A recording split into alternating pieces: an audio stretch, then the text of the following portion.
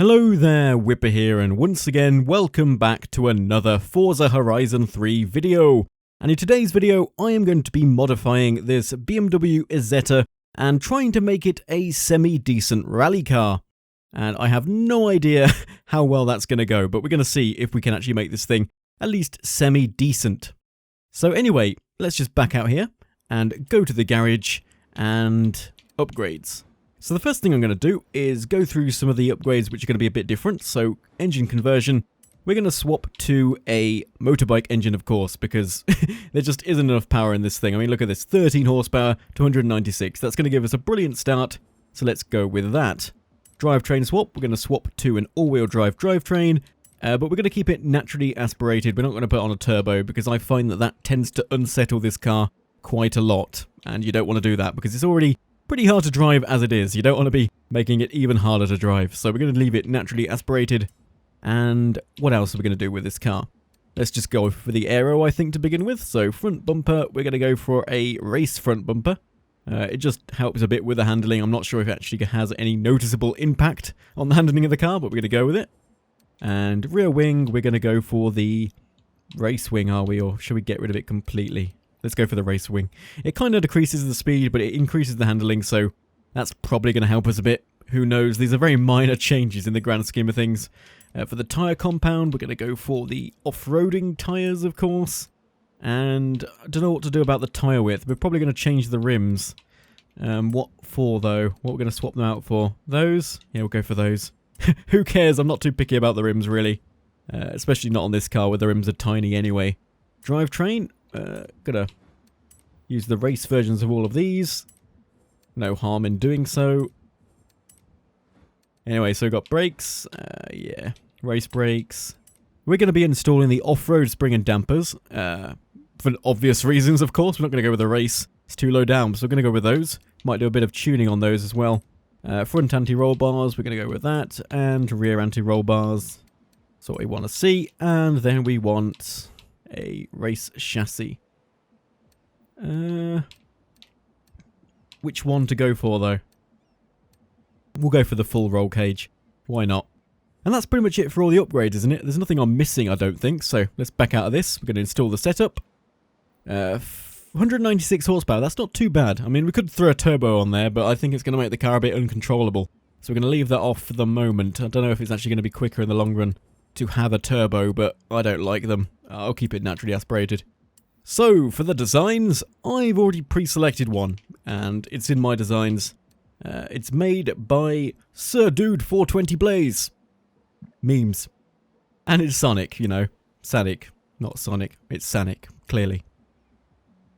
This I think is just the perfect fit for this car. It's tiny.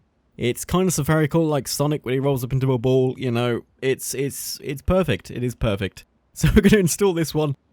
Big thanks to the creator for creating this one. It's awesome. I'm going to install it and apply it to the car. And let's have a final look at what we've created. And hopefully it's pretty decent. You never know. So yeah, let's go for Forza Vista. And yeah, this is our finished car. Look at this. We've got yellow tinted windows, red rims, and that is the ugliest face in existence, but who cares? It's Sonic. It's Sonic. This is going to be brilliant to drive around. So yeah, guys, that's our build for this video. So as for the tuning options, I've actually gone ahead and I've created a custom tune for this with the exact setup I've just installed, which is this one here, Sonic Rally. Yeah, let's install that tune and go through it, and I'll show you the different tuning options I've got. So, come on, finish saving already. Let's go to the tuning options. One weird thing I find about this car is, as you can see, it says that this car cannot achieve 0 to 60 or 0 to 100, which is just completely wrong. I have no idea why that is not working, but it says the top speed is 55 miles an hour, which is completely off. Completely off. Completely wrong. But yeah, I'll just flick through all of the different options here. I haven't changed too much with this car, but the main change I've made is to make the front ride height really low and the rear ride height really high. And the reason for this is this car has a tendency to lift up when you accelerate. It's got that much power that it just lifts up. The front end lifts up, and when that happens, you can't steer anymore because the front wheels are off the ground. So yeah, you've got no way of steering. So to try and counteract that, what I've done is I've just changed the ride height at the front to make it really low down, and the ride out at the rear to be really high up. And I'm hoping that that's going to change the weight distribution to stop the front end from coming up as much. But who knows? Who knows? I have no idea whether that's actually going to work. But let's flick through the remaining options here. I haven't really changed that much at all, but if you want to see what tuning options I've got, there you go. Okay then guys, so first race in the BMW Isetta. This is going to be quite interesting, I think. So, initially, this car seems to have incredible acceleration. Wow, look at this! We've just cruised past the entire grid. Well, we're up into 4th. We're not quite cruising past the entire grid, but still, that was pretty awesome. Seems like we're lacking a bit on the top end speed, and we've just been blocked off by a Corvette there, losing tons of speed as a result of that. It's kind of ruining our progress through the pack. And we've got a corner there, so we had to slow down a bit. Probably could have taken a little bit more speed through there, but it's not really hurting us too much down this straight. As you can see, we're still gaining on the Corvette in front of us. It's kind of blocking us off there. We're going to have to dive to the inside. Come on. Just gentle little tap there. Just nudge him out of the way. We want that position. He's not going to stop us from overtaking him. And wow, this acceleration is just surprising me the more I drive this car. Just look at that. We cruised past that BMW. No problems at all. So much speed. He's trying to take us back now, but we've managed to hold on to the position. And wow! Oh my god, this car is so good in a straight line. The bumps, it's a bit precarious, I am noticing. I've got to be very careful with my application of the throttle here, because these bumps tend to unsettle the car a lot. If you land funny, you can spin out super easy in this car, and I'm going to try and avoid that water. That's another thing I've noticed with this car. If you get 2 wheels in the water and 2 wheels on dry land, you spin out instantly because of the short wheelbase, and there's nothing you can do about it. You can't save it, you just spin out. It's awful. This is probably my favourite corner on the track. It's just awesome. Downhill, nice turn to the left, turn to the right, bit of a slalom, and oh, we're gaining on the Corvette in front of us. Good acceleration down this straight. And now we've got a water splash. Keep perfectly straight. Oh, you don't want to try and turn in the water in this car because it really is bad for the car. It just unsettles the car and you can spin out so easily. So we've got one last car to overtake, and it is a Ford Capri. I'm sure we can close in on this guy and get the overtake. This is going to be quite interesting to see if we can actually hold on to the lead after we overtake this guy up the inside. Come on! No! Ooh, I love that move! Swap to the left, swap to the right, and go up the inside of him. And he's taken me back again. Really intense race for first. Look at this. Trading positions. Always blocked us off. That's not good. Really trying to get past this dude. No, no! As you can see there, that was a classic example of landing funny in this car over a jump and just losing control of it. We've got a massive tank slapper and really couldn't gain control of the car there. And now everything's coming past us, and I wasn't paying attention. There was a tree in front of us. Look what's happened, man. Really? Oh, look at this. We're down into 9th. We've even been overtaken by a Jaguar XJS. Come on. Can we at least overtake this Jaguar before we finish? That's the only redeeming thing I can think of right now. Yep, we've managed to go up the inside of him. That last section of this track is just so bad for this car. It just throws you all over the place, and we've managed to finish in 8th position.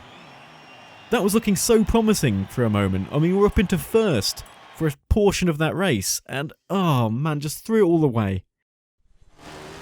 Okay guys, so from here on out it's all post-commentary. It's not live commentary, and pretty much the reason for this is, well, things did not go to plan, and for 30 minutes I was trying to win this race, and well, you'll see how that goes. Things just do not go to plan at all. It's terrible. But anyway, so currently you join me as I'm trying to gain on the blue Corvette in front of us. And this is my favourite overtaking point, where you try and go around the outside here, which I'm trying to do here, and I get shunted into the wall on the right there. But then I do a little cut back, cut a tree, and gain that position. I thought that was a pretty cool move. Not the most elegant of overtakes, but it seemed to work, so be it. And this time around you can see there's a little bit of a different order at the front here. So we've got a BMW Turbo leading the way, and we've just managed to dispatch of that Ford Capri behind us. And now we're entering the last section with all the bumps, and as you're about to see, things do not go to plan. Crash into a tree, get shunted into another tree, get shunted from behind again, get unsettled over a jump, spin out, end up in the forest to the right, and try and get back on the track, and we find ourselves right down the order in 12th position. So for this next run, you join me at the start of the course, and again we seem to be trying to gain on the blue Corvette. But as we come up to this section here, I try and go up the inside and then forget about the fact that I don't want to put two wheels in the water. And almost spin out, but we get saved by the Corvette there. This is perhaps one of my favourite overtaking moves. I move to the inside, stay in 4th gear, get past the Ford Capri, and do a double overtake by getting past the BMW as well. But then I lose control of the car, crash into a tree, spin around, and end up having a drink in the lake, which kind of throws away all the progress and I have to restart. So what you're seeing now, guys, is my final attempt at winning this race, and we managed to overtake the Corvette early on, but he's going to be blocking off the inside for this run. So what I decided to do differently is just let off the throttle a tiny bit and maintain the speed through that corner, and it works brilliantly. We just cruise around the outside of the Corvette, and now we find ourselves in a very familiar position. We're trying to close in on a blue Corvette. Whatever we're doing, it always seems to be a blue Corvette. I don't get it. But the blue Corvette tries to dive up the inside of the Capri there, which was a bold move, but it didn't pay off. And talking about things not paying off, we get bogged down because I was in too high a gear and I lose all of my acceleration coming down to this bridge section. But we're going to go up the inside of this Ford Capri here, and this is my favourite corner by far now at this point. It is so fun to just overtake all the cars, stay in 4th through here, up the inside of the BMW Turbo, and this time around we don't lose control of the car. We managed to hold on to the position and avoid the water there, and we're now into clean air. We've got no cars to try and focus on overtaking, we just need to maintain the lead. That's what I've got to do from now on. I've just got to be very careful, not make any stupid mistakes, and maintain the lead. Make sure they don't gain too much time on me. But then that happened. Yeah. I landed funny again and lost control of the car, because this thing gets really unsettled on landing. I don't know what it is with this car, but when you try and land after a jump, if you try and do anything with the steering, you spin out, and there's nothing you can do about it. It's just so difficult to control after landing a jump. It's just really a pain in the ass. But we managed to keep the lead through this section. Again, this is a really nice section here. You can keep loads of speed through here, and take the inside line through here, and just try and avoid the water. That's the main thing here, just keep well away from the water, apart from this section where you obviously can't avoid the water unless you can fly. Flying cars would be interesting in this game, but I'm sure that's never going to be a thing. We're still in the lead, 80% progress. This is where it gets really hair-raising. This is going to be really difficult. I am trying to take it so cautiously through this section, I don't know if you can tell. But we're almost towards the end now, but what happens is we get that damn blue Corvette trying to overtake me, and it's just hounding me at this point, bashes my rear end, is desperately trying to get past us, and it just throws me off. And I turn too much, put down too much gas, and throw it all away. I threw it all away on the final sequence of turns. I mean, look at this, even the Corvette is trying to get past us now. And this is what really annoyed me about this race. Look at this finish. I thought I was in 4th position, but the Corvette somehow managed to beat us. We end up with exactly the same time, but if you look at a freeze frame of that finish, I'm pretty sure I was ahead of that Corvette, which really gets to me. There's no way that Corvette finished in front of me, that just sucks. But that was the best time I managed to get on that track, a 3:12. I'm pretty sure you can get under a 3:10 if you don't mess up the final section, even a 3:06 maybe is possible. So yeah, if you can beat that time, I'd like to see it, but that's the best I can do. I just gave up at this point. There's no way I was going to do any better than that. So next up, we're going to make things a little bit more difficult for the car. We've done a typical rally stage, things didn't go too well, but it wasn't that difficult. Now what we're going to do is try a fully off-road stage with the Isetta. This is just driving through a forest. There's no roads in sight, it's just driving through a forest. It's going to be quite interesting to see whether a car can actually cope with it. So let's fast travel to this location. We're going around the rainforest cross-country circuit. And let's start this race. So set up event, exhibition, this same event here, just mixed Class A cars, and our BMW Isetta. Okay then guys, so here we go. Rainforest cross-country circuit in a BMW Isetta. This is proper off-roading. This car is probably the least suited for this kind of thing in the entire game. As for difficulty, we're going to knock it down to average, I think, because being way too optimistic to think we could even compete with Pro AI on this track, so let's knock it down to average, and let's start this race. Right then, here we go. let's be optimistic and think, you know, we can finish in 10th place. Let's aim for 10th place. We've got an interesting mix of cars that we're racing against this time. Haven't seen any of these before. Well, we've seen a few of them before, like that XJS in front of us. But I'm really not sure how to cope with this track. Like, what am I meant to do in terms of driving style here? Probably uber cautious is the only way forward. I don't want to use too much throttle at all. This is going to be a terrible landing. Oh, wow. I thought that was going to be a lot worse. I thought we were rolling the car there. I really thought it was all over there, but we've somehow managed to keep control of this thing. And, oh, come on. Oh, man. Oh, that was the mother of all tank slappers there. So nearly span it, but we're managing to keep up with the pack at least. I mean, it's not brilliant. We're not in the middle of the pack. We're right at the back, but I thought they were just going to leave me for dust, but we are actually managing to compete a bit with them, which, optimistically, is a good sign, you know. Here we go. So we're staying in 10th for the moment. Let's see if we can gain a few of these guys on the straight. We do have brilliant acceleration, of course. Once we get to the off-roading points, we're probably going to lose some positions again, but who cares? We're managing to have a decent battle with some of these cars, which is great. Look at the speed we're taking through this section. We managed to get a good line through there. I've got to remember that for the next lap. Down to second. I was in way too high a gear there. I'm not really sure about the gear ratios I've got set up for this car. I think I should have changed them before I started this race because they seem a bit off for off-roading. Let's dive up the inside here. Going to use you to stop spinning out. That seemed to work pretty well. And wow, we've got a lot of cars around us currently. It's a big fight for positions here at the back of the grid. This is awesome. Come on. XJS ahead. I'm going to go around the outside. And there's a tree there. Try and avoid that. We've had bad experiences with driving through trees in the past. I don't want to be doing that. It really does unsettle the car a lot. Okay. Keep our speed down this main start-finish straight. Oh, we're up into 7th.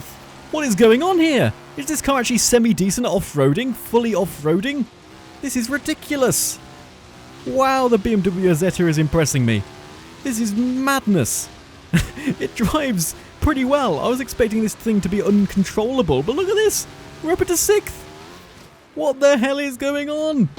I don't get this. Okay, we've been overtaken again, but damn, I'm having fun on this track. This is awesome. It's a bit on the edge of your seat, the driving of this thing. I mean, you never feel in full control. It feels like it has a mind of its own, but I am managing to keep enough control of the car to actually have a competitive race with these other drivers. This is awesome. We're up into 5th. I am just flabbergasted by this. This car is full of surprises. You would not expect it to be decent at off-roading, but look at this. It is managing to keep up with average AI. I mean, it is average AI. Let's not pretend we're beating pro AI here, but we managed to finish in 5th position against average AI on a fully off-road track, and we got the best lap time. For a moment there, I thought I was still racing against pro AI, which is why I was getting so excited. I was thinking, wow, this thing's actually pretty decent. But then I remembered that I set it to average AI difficulty, which is probably why we've done so well, now that I think about it. But still, it's a pretty decent off-roading car. It's pleasantly surprised me. I managed to keep control of it. We weren't dead last. It drives pretty well.